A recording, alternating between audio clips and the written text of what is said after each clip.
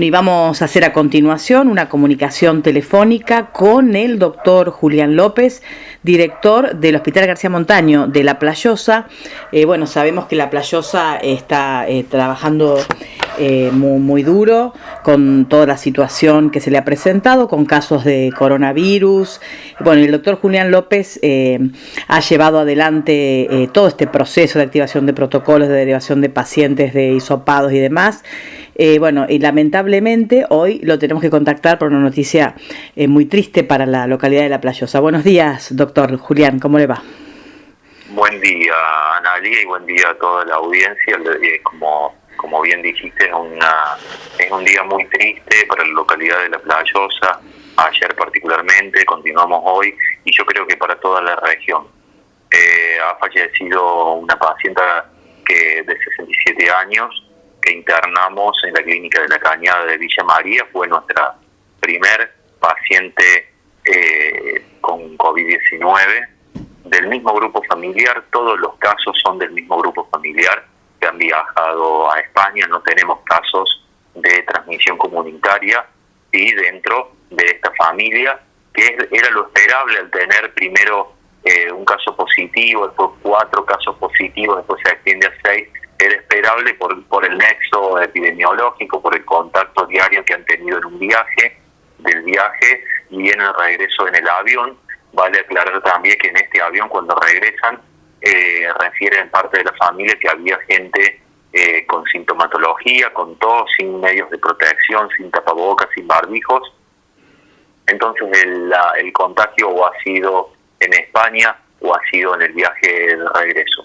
La familia han tomado todas las medidas, han estado aislados, por eso no hemos tenido otros casos comunitarios, pero lamentablemente la señora ha fallecido inicialmente con respiración mecánica, presentaba comorbilidades, una paciente oncológica, con otras enfermedades crónicas también, entonces era de esperar que sea una evolución por lo menos más complicada, desfavorable, y así fue. El resto, Analia, están en buen estado de salud, todos con el alta hospitalaria, todos y todas con el alta hospitalaria en sus domicilios particulares, continúan con el seguimiento clínico médico, el aislamiento obligatorio también, pero gracias a Dios con buena evolución. La única particularidad es que un integrante del grupo familiar, un integrante del grupo de viaje, violó el aislamiento cuando le van a cobrar, un impuesto a su domicilio, ambas partes violando, ¿no es cierto?, el aislamiento obligatorio o la cuarentena por parte de la cobradora. Eso fue la semana pasada, justo el mismo día cuando recibo el positivo de esta señora. Esta señora no entró en contacto con otras personas, pero sí con una en particular que le cobró, y automáticamente tuve que poner a esa persona, de la cobradora, y a su familia y al grupo conviviente en aislamiento hasta que tengamos los hisopados que requiere la situación en un plazo de 7 a 10 días y obviamente el seguimiento evolutivo clínico diario de todo lo que necesiten. Pero vale la aclaración porque la paciente positiva no salió de su domicilio, sino que fue la cobradora al domicilio de la paciente. Sí, estuvimos, Julián, preguntando también en Fiscalía por esta cuestión de la cobradora. Nos dijeron que era una persona que tenía el permiso para salir. El caso es que se presentó esta situación y hay que esperar 8 días para el hisopado. ¿Es así la situación? Por eso no se puede todavía hacer. Entre 7 y 10 días y el seguimiento diario por si presentan algún síntoma. Fue una situación bastante especial por varias cosas. Más allá de lo que la desinfección del auto, que se trasladó la cobradora, todas las medidas de precaución, el seguimiento de ella, qué es lo que hizo cuando fue a cobrar, después si tuvo contacto con alguien, qué es lo que hizo, de qué manera, para evaluar todo el riesgo epidemiológico, y el riesgo es mínimo para con su familia y no entró en contacto con otros. Pero la verdad que fue un hecho yo no tuve experiencia de tener que hacer esto nunca, y doloroso por una parte tener que hacer una denuncia, pero creo que y es lo que debemos hacer. Primero como director y responsable de salud de la localidad, segundo obviamente por ética profesional, por ética médica, y tercero por la responsabilidad que tenemos como cualquier ciudadano de denunciar cualquier acto delictivo, ni hablar cuando pone en riesgo la salud de la comunidad. Yo aprovecho, Analía, que sé que se escucha la radio acá y en toda la región, para decir algo. No tenemos más casos sospechosos en este momento porque recibo consultas permanentes debido a la desinformación. No creo que por mala intención, pero sí a la desinformación. No tenemos nuevos casos sospechosos, ha quedado todo recluido dentro de la misma familia y todas las obras que estamos haciendo, las ampliaciones del hospital, las zonas, la programación de áreas de aislamiento, van en concordancia con el resto de las localidades. Nosotros trabajamos con el COE de Villa María, departamental, del departamento de San Martín, acá en el Hospital Pasteur, y el de Córdoba, siguiendo los protocolos, y vamos también adaptando los protocolos a la realidad de nuestra localidad. Bien, entonces está bien la aclaración, no hay están todos de alta hospitalaria, no todos en su casa, no hay nadie más internado en Villa María de las personas. Gracias a Dios no tenemos más internados de la Playosa en Villa María por coronavirus. Uh-huh. Bien, la señora 67 años me dijiste porque 76 decía un parte, no sé si... Sí, 67 años. 67 años 67 y ella estuvo siempre ella llegó del viaje prácticamente, creo que enseguida fue internada o al día siguiente o muy cerca de su llegada. Pocos días después fue internada en Clínica de la Cañada. Y ella llegaron el 15 de marzo. Bien, el 15 de marzo y ella pocos días después fue internada y estuvo siempre con respiración asistida, con respirador. No, desde un comienzo, se fue complejizando, lamentablemente se fue complejizando. Uh-huh. Y Analía, quería, si me permitís el tiempo, no quiero robarte mucho tiempo, pero quería también hacer un comentario. Creo que lo hemos hablado en otros encuentros y otros medios, en cuanto al tema de la responsabilidad que debemos tener como sociedad de quedarnos en casa, y que hablo por mí, ¿no? Como médico, en este caso como director de este hospital, pero participo de otras áreas, de otros espacios sanitarios en otras localidades y en Villa María, que es mi ciudad natal, pero no necesitamos, creo, el aplauso, si bien agradezco y todo, pero no necesitamos los aplausos, sino que necesitamos la responsabilidad de la gente, que se quede en sus casas, que solamente salga cuando tenga que hacer las compras con las medidas necesarias, pero el que no debe circular, que se quede en sus casas, y que por favor las fuerzas públicas también tengan el control suficiente y con todo el peso de la ley. No tenemos que tener miedo de denunciar, es lo que hay que hacer, porque si hay irresponsables, que gracias a Dios son pocos, o por lo menos acá en La Playosa, el aislamiento, la cuarentena se está cumpliendo y bien, pero estamos con mucho control en la localidad, en los ingresos, controles espontáneos en las calles, en la vía pública, con control de temperatura también, pidiendo los permisos, pero si no somos responsables, el equipo de salud, el equipo sanitario no puede llegar a hacer lo necesario nunca. Acá no tenemos vacunas, Analía, no tenemos tratamientos específicos y sintomáticos. El virus no nos está buscando. Nosotros pareciera que estamos buscándolo al virus. Somos nosotros que vamos a buscarlos al salir, al no usar un tapaboca, e incluso incumpliendo la ley. Y por último, pedir, repito, en esto de que es una radio regional y que estamos muy cerca con La Playosa, el respeto que merece una familia y toda una población al tratar este tema. Lamentablemente ha fallecido una mujer que es una abuela, que es una hermana, que es una madre, es una vecina, con mucha gente querida, y he visto comentarios que me han dolido y muchísimo, porque esto también nos tiene que servir como educación, nos tiene que servir para mostrarnos que somos todos susceptibles que nos pase. Nos ha pasado en La Playosa, una localidad muy pequeña, acá en el departamento San Martín, por lo tanto puede pasar en cualquier localidad. Y espero que el día que pase en otras localidades, porque va a pasar, porque es sabido que va a pasar y va a pasar en todos lados, lamentablemente, que se tome con seriedad, con responsabilidad y sobre todo con mucho respeto.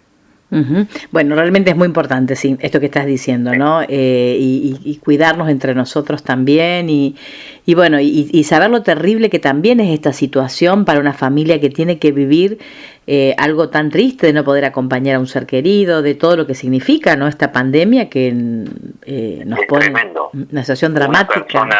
Un paciente cuando es sospechoso queda completamente aislado en su domicilio, pero un 20% más aproximadamente, son los números que manejamos, necesita internación, un 20%. Cuando están internados están completamente aislados ya de sus familias, ni hablar el 5% de este 20% que debe ser internado en terapia intensiva, completamente aislados. Lamentablemente si fallecen, se creman y no tienen más contacto, entonces las familias de pacientes sospechosos o positivos que pierden un ser querido no pueden realizar el duelo normal o habitual o como estamos acostumbrados. Entonces doblemente es el dolor por el fallecimiento y también por no poder despedirse de un ser querido. Entonces es una situación muy compleja y que creo que merece todo el respeto posible. Sí, creo que es importante que maduremos en estas situaciones tan terribles que nos toca vivir y que nos acompañemos como sociedad. Bueno, y finalmente, discúlpame Julián, que me quedó una pregunta, sí, ya estábamos cerrando, pero me quedó una pregunta pendiente porque la gente me la hace con respecto al caso de la cobradora. La señora, ¿cómo es que ella se da cuenta, va al hospital? ¿Por qué luego de recibir el sobre se actúa tan rápido? Se actúa tan rápido porque llama al hospital y automáticamente me llaman a mí, yo me pongo en contacto con ella, ya estaba en su domicilio, sabía que la paciente estaba en aislamiento, que era del mismo grupo de viajeros que fueron a España, y en el momento que ella cobra, se entera, vuelve a su domicilio y se entera de que era positivo. En ese momento se entera. Uh-huh. En ese momento. Entonces, bueno, esto nos facilitó porque ella ya estaba en su domicilio, automáticamente más allá del aislamiento, hacer el seguimiento de dónde estuvo, qué es lo que hizo, si agarró el sobre con el dinero, de qué manera, dónde lo puso, en qué parte del auto, cómo ingresó al auto, si alguien fue, con quién estuvo en contacto, quiénes viven con ellos, qué patologías, todos los datos personales de los convivientes. Entonces es un trabajo epidemiológico importante, nos obligó a desinfectar el vehículo por fuera, por dentro, ahora volvemos a desinfectar el manejo del dinero como material obviamente con virus, con coronavirus, desinfectar eso también para que no sea un poco infeccioso. Entonces los protocolos se van, si bien los tenemos marcados, se van adaptando de acuerdo a la realidad, de acuerdo a cada circunstancia, y esto es un poco del aprendizaje que nos ha tocado muy de cerca una prueba de fuego últimamente. Uh-huh. Bien, entonces no hubo otros contactos, fue algo que la señora se dio cuenta, avisó al hospital y allí se inició todo este protocolo que me estás comentando. Analía, si me permitís, quería hacer otro comentario que creo que lo habíamos hablado en otro encuentro, de que nosotros tuvimos más de 20 familias que viajaron del exterior, familias completas o algún integrante de su familia que han hecho el aislamiento. Esta señora que dio positivo nunca presentó síntoma alguno, nunca presentó ningún síntoma, ni leve ni siquiera. Entonces se ha considerado una paciente asintomática. Ella le podremos haber dado el alta como cualquier persona que hizo el aislamiento porque no presentó síntomas, pero continuamos y creo que con el diario del día después fue acertado, continuamos manteniéndola en aislamiento, pensando en esto que yo les decía del nexo epidemiológico, que si estuvo en contacto con alguien positivo, era muy probable que sea positivo, pero acá nos muestra que el paciente asintomático existe, el paciente que no tiene síntomas, y que extrapolándolo, esto es una familia, tenemos más de 20 familias, Y en el resto de las localidades, en Varillas pasa lo mismo, Pozo del Molle, en Villa María. Mucha gente que ha viajado al exterior ha hecho su aislamiento, pero hay que tener en cuenta también este dato, no para generar pánico, no para generar miedo, pero sí para que seamos responsables. Por eso el uso del tapaboca, nosotros utilizamos, es obligatorio el uso del tapaboca en nuestra localidad, no para evitar ser contagiados, sino que es para evitar el que tiene el virus pueda llegar a contagiar al otro, porque las gotas que sabemos que son liberadas de nuestra boca o de nuestra nariz quedan en el tapaboca y de esa manera protegemos al otro o a la otra. Uh-huh. Ahí en ese punto las personas llegaron el 15 de marzo y fueron continúan en aislamiento. ¿Cómo se maneja esta situación teniendo en cuenta que por ahí el positivo te quedó después en un asintomático? Continúen en aislamiento hasta que tengamos los hisopados negativos consecutivos. Necesitamos hisopados, 2 hisopados negativos seguidos y por supuesto la evolución clínica favorable, sin ningún tipo de sintomatología que sea sospechosa de coronavirus. Pero continúan todavía en aislamiento y así va a ser por un tiempo. Claro. Y el hisopado, por ejemplo, en esta paciente asintomática, ¿se hace justamente para ver esta situación? Para ver esta situación, sí. Yo, por lo que te decía, por el nexo epidemiológico, por el contacto entre personas dentro de un mismo grupo familiar que ha viajado, que algunos me dan positivos y bueno, son altamente sospechosos. El primer caso que tuvimos, que fue lamentablemente esta señora que falleció, lo primero que dijimos, bueno, seguramente es muy posible que tengamos otros casos dentro de esta familia y así fue. Tuvimos los 4 primeros casos, después estos 2 casos, también tuvimos negativos dentro de la familia, pero en el abanico de posibilidades y lo que vemos en el mundo, las características que tiene este virus, tenemos los asintomáticos, tenemos gracias a Dios la mayoría son sintomáticos leves y una pequeña proporción necesita internación y algunos de terapia intensiva necesitan requerimientos más de cuidados más críticos, pero también está la posibilidad de la sintomas. Uh-huh. Bueno, realmente creo que ha sido muy claro como siempre, Julián, te agradecemos mucho este contacto y bueno, a cuidarse, como decís vos siempre en tu mensaje. Uh-huh. A cuidarse y yo la última reflexión, esto nos llama a una reflexión como sociedad y al personal sanitario también. No es momento de revancha porque no es el momento de hacer cuestionamientos de cómo veníamos trabajando o en qué condiciones veníamos trabajando. Pero creo que, todo pasa, lamentablemente lo que no pasa son estos casos y que nos afectan muchísimo, pero esta pandemia va a pasar en algún momento cuando tengamos cura, cuando tengamos vacunas y después estará la mesa, el diálogo entre el personal sanitario y los dirigentes. Yo la pregunta digo, ¿en qué lugar estábamos o nos pusieron o nos pusimos nosotros como equipo de salud? ¿Y qué es lo que necesitamos y qué es lo que queremos a partir de ahora? Creo que la gente se ha dado cuenta en la valorización que merece el sistema de salud. El sistema de salud todo, ¿no? Pero el público más que nunca. Más cuando estas epidemias, estas pandemias afectan a todos y a todas sin importar ningún tipo de división. Porque acá afecta al que tiene dinero, al que no lo tiene, afecta al blanco, al negro y al amarillo, afecta a cualquiera sin distinción de géneros o de razas o de lo que sea.